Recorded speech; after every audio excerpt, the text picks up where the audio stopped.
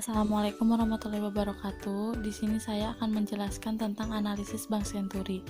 Perkenalkan, nama saya Asinur Fitriani, NPM 15 kali 71058. Di sini saya akan menjelaskan tentang latar belakang kasus Bank Senturi. Hiruk-pikuk seputar kasus Bank Senturi yang kini telah berganti nama menjadi Bank Mutiara menyita perhatian banyak elemen masyarakat. Tema besar kasus tersebut adalah korupsi. Lakon para legislator atau Dewan Perwakilan Rakyat atau DPR dalam upaya pembongkaran kasus Bank Senturi. Disimak secara luas oleh masyarakat melalui pemberitaan berbagai media massa. Bahkan masyarakat sendiri dapat melihat jalannya persidangan hak pemerintah atau DPK dan Bank Indonesia yang sementara ini dituduh sebagai pihak-pihak yang paling bertanggung jawab atas pengucuran dana talangan kepada Bank Senturi yang dinilai telah merugikan negara sekitar 6,76 triliun. Melakukan pembelaan diri seolah tidak ada yang keliru dengan mekanisme dan keputusan yang telah diambilnya. Kasus Bank Senturi. Tahun 2008, Bank Senturi mengalami kesulitan likuiditas karena beberapa nasabah besar Bank Senturi menarik dananya seperti Budi Sampurna yang akan menarik uangnya yang mencapai 2 triliun. Sedangkan dana yang ada di bank tidak ada, sehingga tidak mampu mengembalikan uang nasabah. Dan tanggal 30 Oktober dan 3 November sebanyak 56 juta US dollar, serta surat-surat berharga valuta asing yang jatuh tempo dan gagal bayar. Keadaan ini semakin parah pada tanggal 17 November.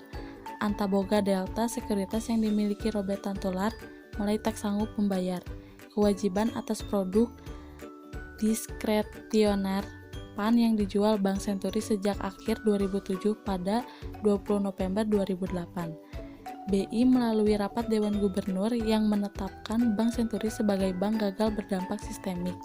Keputusan itu kemudian disampaikan kepada Menteri Keuangan Sri Mulyani selaku Ketua Komite Stabilitas Sistem Keuangan atau KSSK.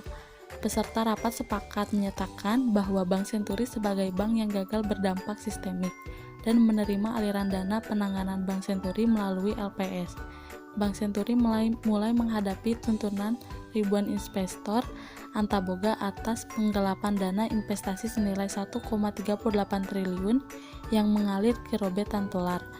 Bank yang tampak mendapat perlakuan istimewa dari Bank Indonesia ini masih tetap memberikan kucuran dana sebesar 1,55 triliun pada tanggal 3 Februari 2009. Pada bank ini terbukti lumpuh pada 5 Desember 2008. LPS menyuntikkan dana kembali sebesar 2,2 triliun untuk memenuhi tingkat kesehatan bank.